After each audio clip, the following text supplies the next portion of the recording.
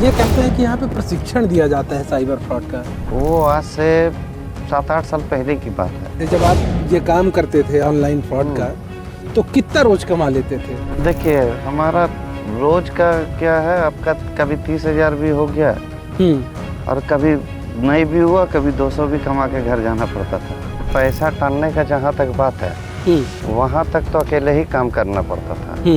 जैसे पहले हम लोग OTP मांगते थे, किसी भी तरह बैंक मैनेजर बन के मांगते थे या बैंक कर्मचारी बन के मांगते थे। कंपनी के कोई मुलाजिम जो है, वहाँ से भी हम लोग को डेटा प्रोवाइड हो जाता है पैसे दे के उसके अगेंस्ट में। नमस्कार दोस्तों, मैं हूँ आपके साथ रुपेश मिश्रा और आप तमाम दर्शकों का राजस्थान पत्रिका में बेहद स्वागत है। दोस्तों, पत्रिका की टीम आ पहुँची है झारखंड के जामताड़ा जिले में। जामताड़ा का नाम आते ही साइबर ठगी पूरे दिलो दिमाग और जहन में कौंधने लगती है। लिहाजा पत्रिका की टीम पड़ताल करने के लिए यहाँ पर आई है और यहाँ से ग्राउंड जीरो से हम आपको बताएंगे कि कैसे साइबर ठगी की वारदातों को यहाँ से अंजाम दिया जाता है और साल दर साल कैसे यहाँ पे जो मॉड्यूल चलते हैं उनमें बदलाव आया है। उन तमाम चीज़ों को से हम अपनी खास रिपोर्ट में आपको वाकिफ़ करवाएंगे।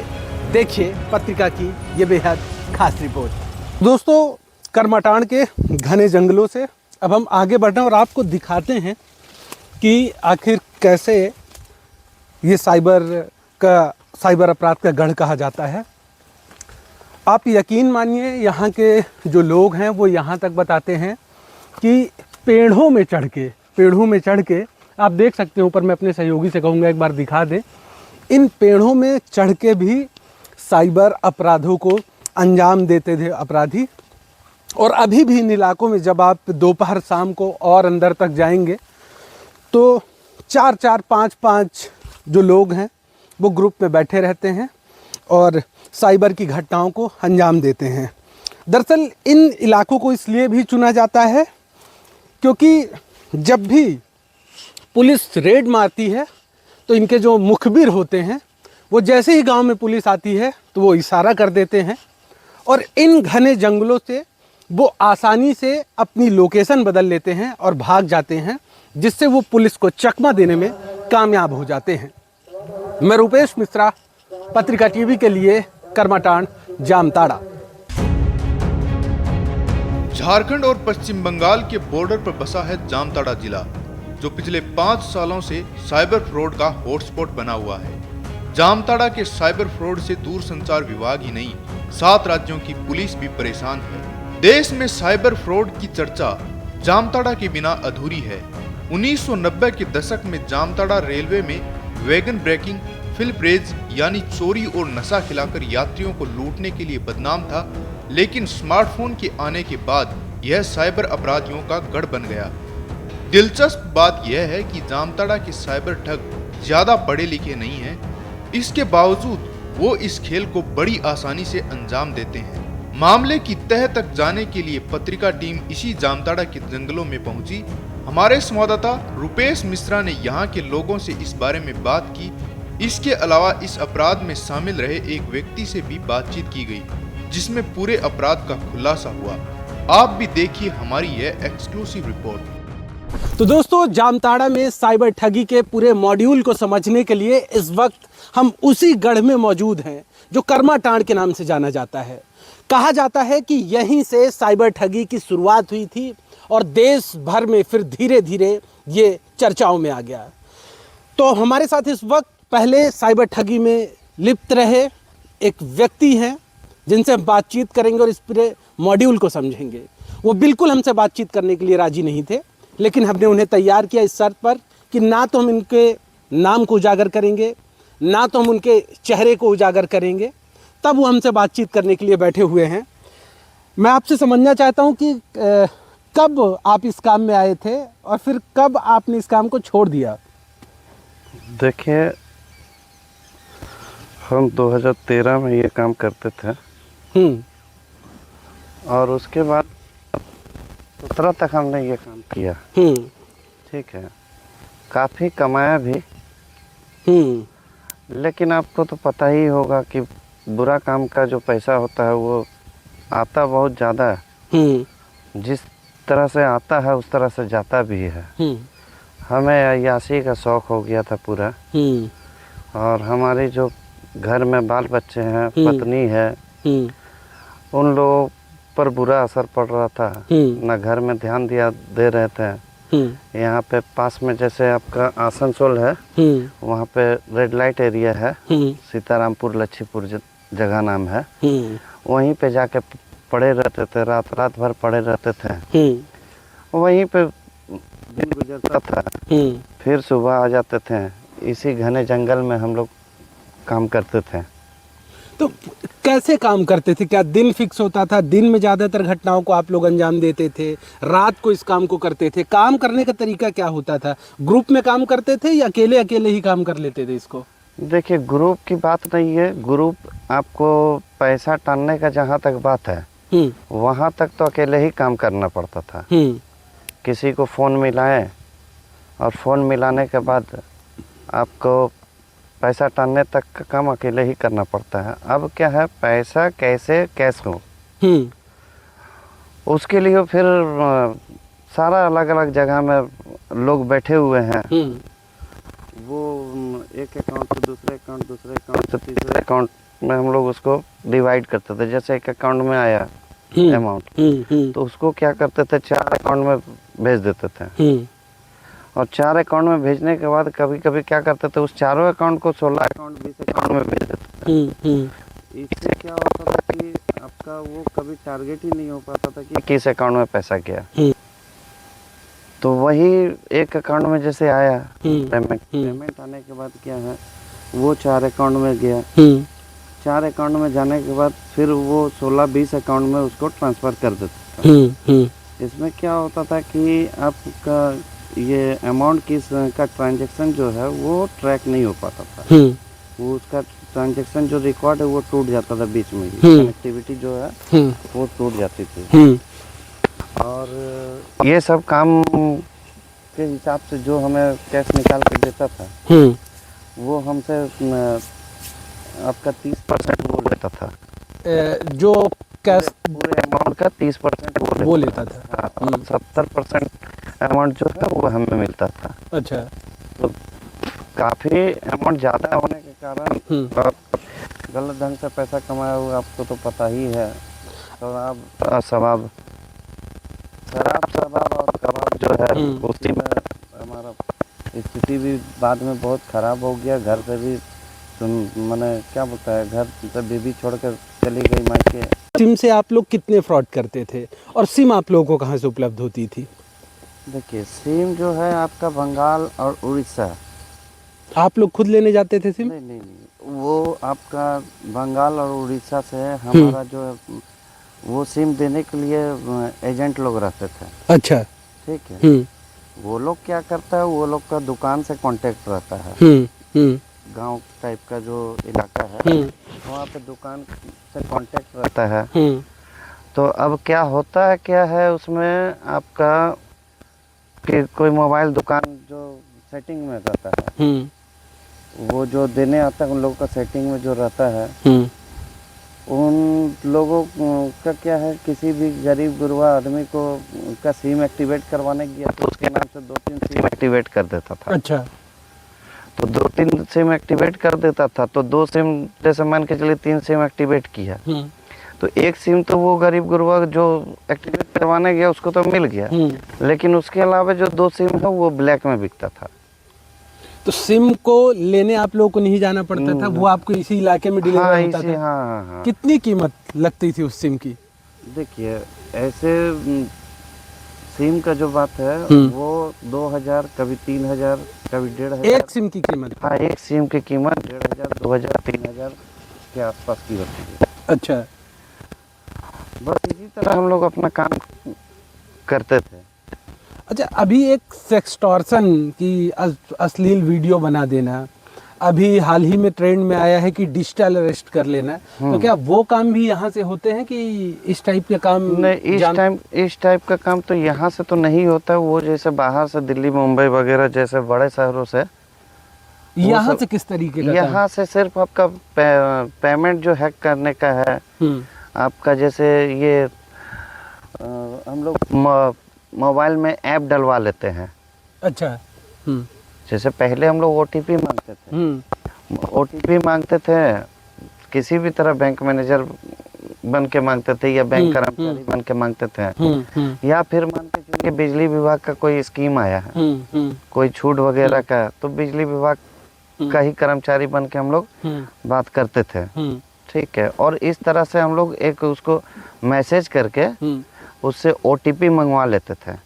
जैसे हम लोग एयरटेल पेमेंट बैंक जो होता है, एयरटेल पेमेंट बैंक के थ्रू करवाते थे, या तो फिर आपका पेटीएम से करवाते थे, या तो फोन पे वगैरह जो भी है उस समय चलता था, वो सब से हम लोग उसको भेजते थे। आपका ये ओटीपी भेजते थे और ओटीपी के थ्रू हम लोग कर लेते थे।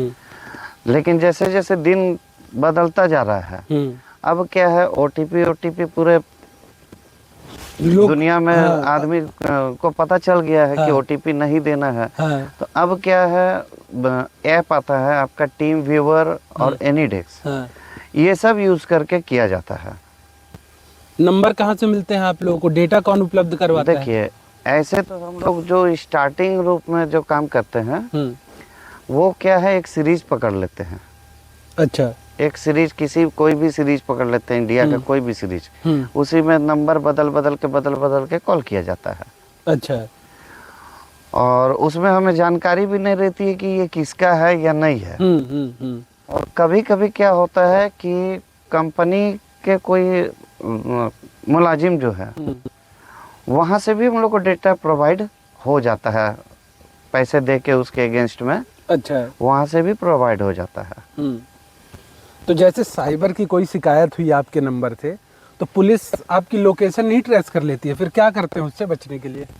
देखिए, सबसे पहला तो हम लोग एक सिम को जैसे सुबह से स्टार्ट किए, कर रहे हैं। ठीक है, पूछिए। तो फिर लोकेशन, आपको डर नहीं लगता कि पुलिस लोकेशन ट्रैक कर लेगी आप लोगों की? देखिए, हम लोग के 1 किलोमीटर 2 किलोमीटर तक जो है ना, चारों तरफ हमारा यहाँ पे लड़का तैनात रहता है।